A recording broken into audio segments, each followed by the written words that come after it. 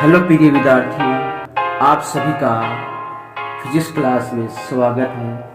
आज हम बहुत ही महत्वपूर्ण टॉपिक लेकर आ रहे हैं और इस टॉपिक को हम एनिमेशन के माध्यम से बहुत ही अच्छी तरह से समझने वाले हैं। हमारा टॉपिक है कैपेसिटर यानी संधारित्र।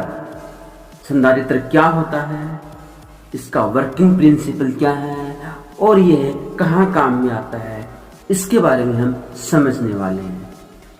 तो बच्चों, संधारित्र एक ऐसी डिवाइस है जिसके ऊपर आवेश को अधिक मात्रा में संचित किया जा सकता है। कहने का मतलब, संधारित्र आवेश ग्रहण करने की डिवाइस है और जब ये आवेश को ग्रहण कर रहा है, आवेश को अपने अंदर स्टोर कर रहा है, इसका अर्थ हुआ ये विद्युत ऊर्जा को स्टोर कर रहा है और विद्युत ऊर्जा को ये है इलेक्ट्रिक फील्ड के रूप में संग्रहित करता है। ओके बच्चों, तो आप देख पा रहे हैं स्क्रीन में आपको एक संधारित्र दिया गया है। ये एक संधारित्र है, समांतर प्लेट संधारित्र है और समांतर प्लेट संधारित्र में बच्चों दो प्लेट होती हैं। दोनों प्लेट धातु की होती हैं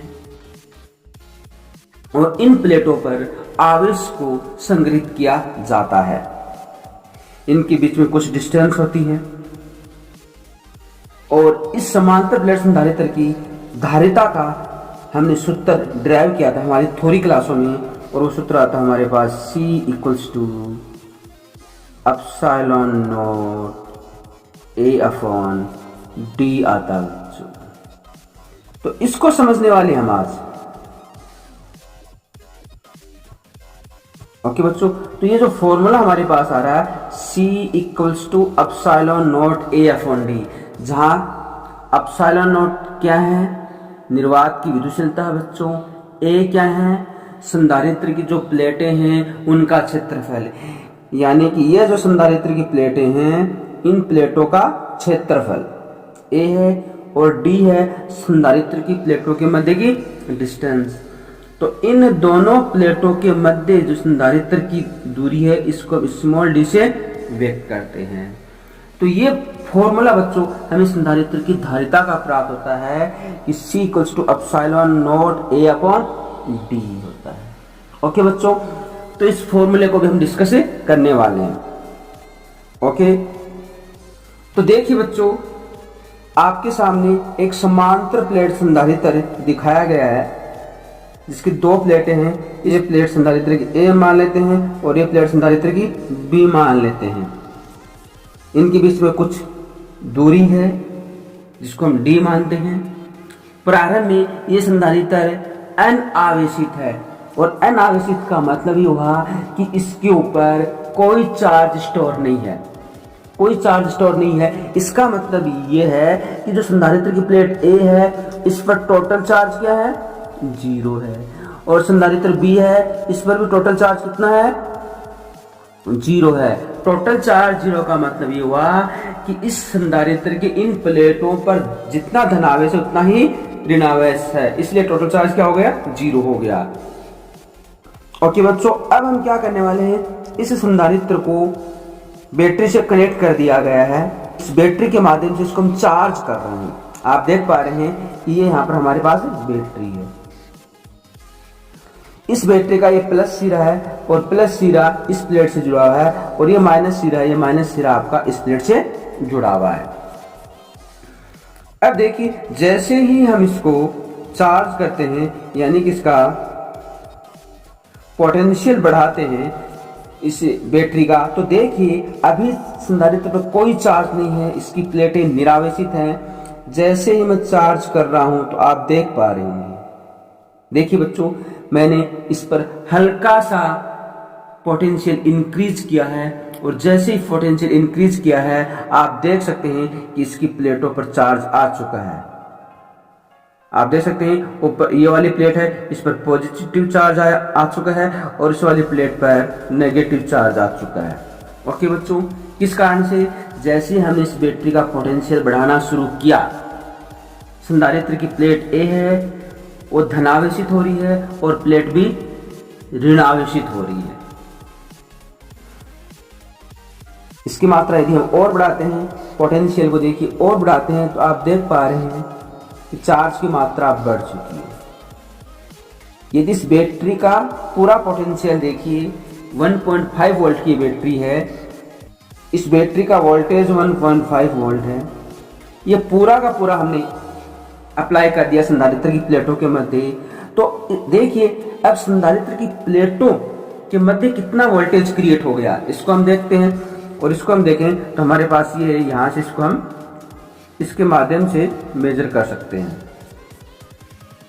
तो देखिए बच्चों, इसकी इस प्लेट पर हम ये लीड लगा दें, इस पर ये अब आप देख सकते हैं कि यहाँ पर शो हो रहा है, क्या शो हो रहा है, इसके अंदर आप देख सकते हैं 1.5 वोल्ट आ रहा है। इसका अर्थ हुआ संधारित्र की प्लेटों के मध्य 1.5 वोल्ट पोटेंशियल क्रिएट हो चुका है। यानी इस बैटरी का जितना पोटेंशियल था उतना पोटेंशियल इस संधारित्र की प्लेटों के मध्य उत्पन्न हो चुका है। इसका अर्थ ये हुआ ये संधारित्र पूरी तरीके से चार्ज हो चुका है। इससे ज्यादा चार्ज नहीं हो सकता क्योंकि बैटरी के पास इतना ही वोल्टेज है। ये वोल्टेज संधारित्र की प्लेटों के मध्य आ चुका है। अब इस पर और आवेश नहीं आ सकता है, यानी कि कह सकते हैं ये संधारित्र पूरी तरीके से चार्ज हो चुका है बच्चों। तो इस प्रकार से संधारित्र को हम चार्ज करते हैं और जैसे संधारित्र को हम चार्ज करते हैं इस पर आवेश अधिक मात्रा में आ गया है। तो देखिए इसके अंदर अब आप देखिए प्लेटों के मध्य क्या उत्पन्न हुआ, इलेक्ट्रिक फील्ड। आप देख पा रहे हैं इलेक्ट्रिक फील्ड लाइंस बच्चों यहाँ पर क्रिएट हो चुकी हैं, पॉजिटिव टू नेगेटिव। इसके अंदर ये दिख रही हैं, ये सारी की सारी इलेक्ट्रिक फील्ड लाइंस हैं जो पॉजिटिव से नेगेटिव की तरफ आ रही है। और आप ये भी देख पा रहे हैं कि ये इलेक्ट्रिक फील्ड लाइन कितनी स्ट्रॉन्ग है, क्योंकि हम पहले बता चुके हैं संधारित्र का मुख्य कार्य आवेश को संग्रहित करना है। तो संधारित्र की एक प्लेट पर पॉजिटिव आवेश आएगा, जितना इस प्लेट पर पॉजिटिव आवेश है संधारित्र की दूसरी प्लेट पर उतना ही नेगेटिव आवेश आ। इस प्रकार एक तरफ पॉजिटिव प्लेट दूसरी तरफ नेगेटिव प्लेट, तो इनके मध्य पोटेंशियल डिफरेंस क्रिएट हुआ और इस वजह से यहाँ पर इलेक्ट्रिक फील्ड उत्पन्न हो गया है और इलेक्ट्रिक फील्ड की डायरेक्शन पॉजिटिव से नेगेटिव की है बच्चों। और इस इलेक्ट्रिक फील्ड के अंदर ही, इस एरिया के अंदर ही ये इलेक्ट्रिक एनर्जी को स्टोर करता है, संधारित्र ऊर्जा को संग्रहित करता है बच्चों। अब देखिए यहां से हमें पता चला है कि संधारित्र आवेशित हो चुका है। तो इसकी धारिता का जो फॉर्मूला आपने पढ़ा था बच्चों वो देखिए C equals to epsilon naught A upon D। ये संधारित्र की धारिता का फॉर्मूला है। तो यहां से हमें पता लग रहा है संधारित्र की धारिता उसके एरिया यानी प्लेटों के मध्य का जो क्षेत्रफल है उसके डायरेक्टली प्रोपोर्शनल है। तो कहने का मतलब हुआ यदि प्लेटों का एरिया इंक्रीज करते हैं तो संधारित्र की धारिता इंक्रीज होती है। तो देखते हैं क्या ऐसा इसके अंदर हो रहा है, आपकी समझ में आएगा। देखिए बच्चों प्लेटों का एरिया, अब देखिए प्लेटों का एरिया मैं बढ़ाता हूं, देखिए आप देखिए जैसे जैसे मैं प्लेटों का एरिया बढ़ा रहा हूं वैसे वैसे आप देख रहे हैं प्लेटों पर चार्ज कितना अधिक मात्रा में बढ़ रहा है। कितना अधिक, देखिए इतना अधिकतम चार्ज, इस प्लेटों का एरिया हमने इतना अधिक कर दिया। अब देखिए इस प्लेटों पर चार्ज कितना अधिक आ चुका है, इतना ही नीचे वाली प्लेट पर आ चुका है। यानी एरिया को बढ़ाने से प्लेटों पर आवेश अधिक मात्रा में उपस्थित हुआ और आवेश अधिक मात्रा में उपस्थित हुआ तो आप देख सकते हैं प्लेटों के मध्य जो इलेक्ट्रिक फील्ड लाइंस है वो कितनी पास पास आपको दिखाई दे रही है। यानी कि इलेक्ट्रिक फील्ड बहुत अधिक स्ट्रॉन्ग हो चुका है और इलेक्ट्रिक फील्ड बहुत अधिक स्ट्रॉन्ग हो चुका है। इसका अर्थ ये हुआ कि इसने प्लेटों के मध्य इस विद्युत क्षेत्र में विद्युत ऊर्जा को अधिक मात्रा में स्टोर कर लिया है, यानी संधारित्र की धारिता बढ़ चुकी है बच्चों।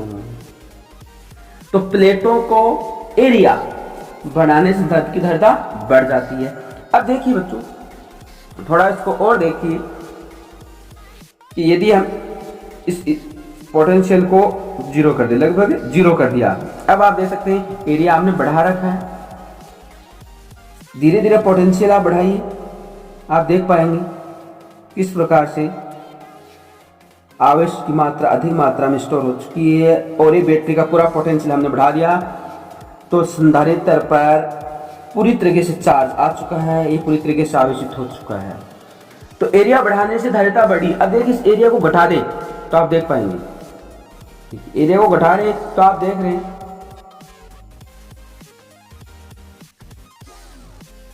प्लेटों का एरिया घटाने से संधारित्र की धारिता क्या हो चुकी है, घट चुकी है बच्चों।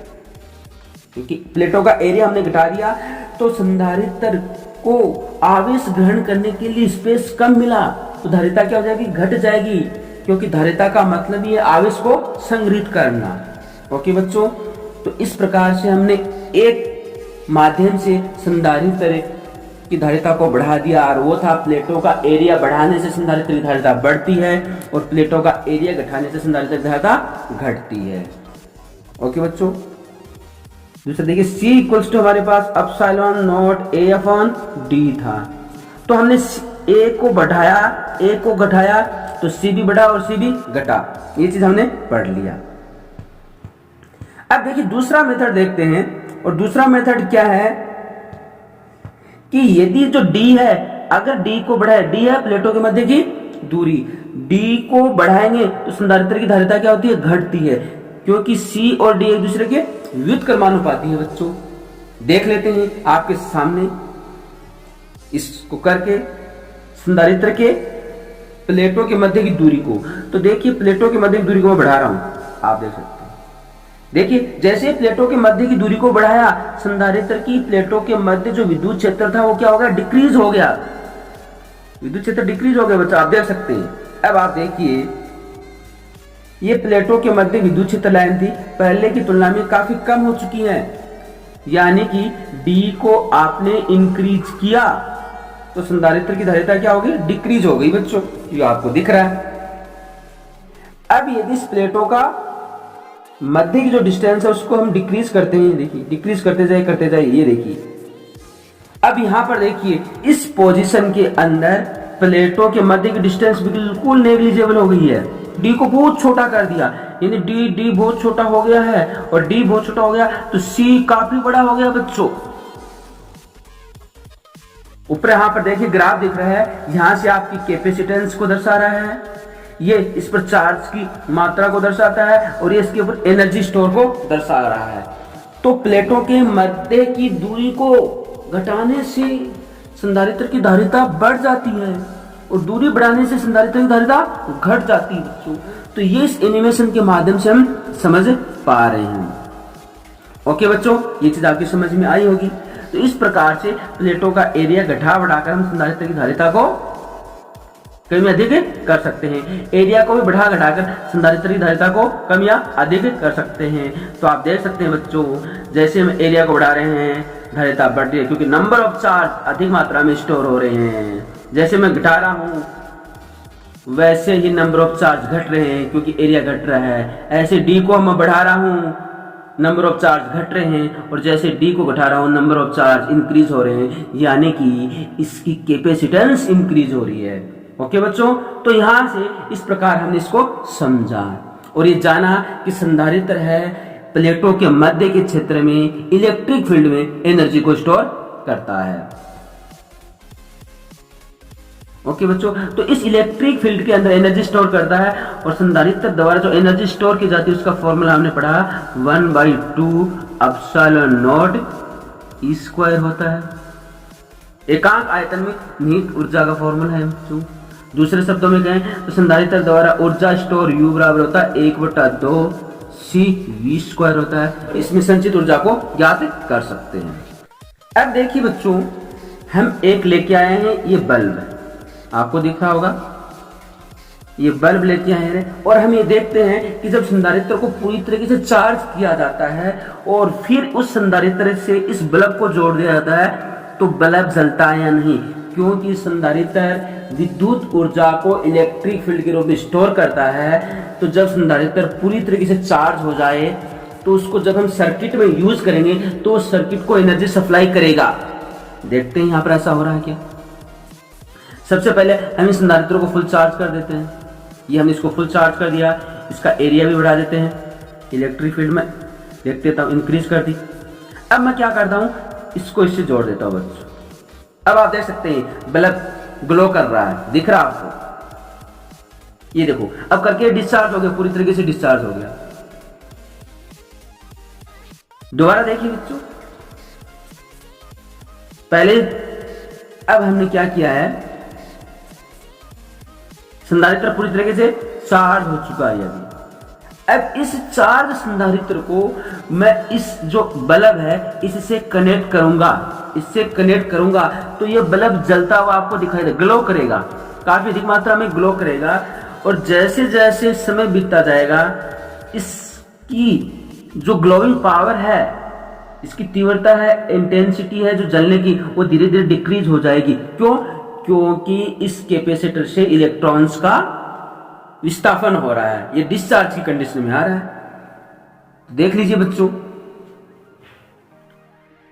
ये देखिए, आप देख रहे हैं बल्ब कितना ग्लो कर रहा है, धीरे धीरे धीरे धीरे घटता जा रहा, घटता जा रहा, घटता जा रहा, और ये भी बिल्कुल कम हो गया है, यानी अब जलना बंद हो गया, क्योंकि संधारित्र पूरी तरीके से क्या हो चुका है, डिस्चार्ज हो चुका है बच्चों। अब संधारित्र पूरी तरीके से डिस्चार्ज हो चुका है, डिस्चार्ज हो चुका है तो ये बल्ब नहीं जलेगा। तो जितनी एनर्जी संधारित्र के पास थी उसने सारी की सारी एनर्जी खर्च कर दी है। इस प्रकार इलेक्ट्रिक सर्किट को ये एनर्जी सप्लाई करता रहता है, इसको चार्जिंग किया जाता है और चार्जिंग से एनर्जी ली जाती है और फिर इसे डिस्चार्ज होता रहता है। तो ये बच्चों हमारा आज का संधारित्र का एनिमेशन था। आई थिंक आपको इस एनिमेशन के माध्यम से बहुत कुछ समझ में आया होगा। इसी प्रकार की वीडियो को जानने के लिए लाइक एंड सब्सक्राइब करते रहिए। Thank you.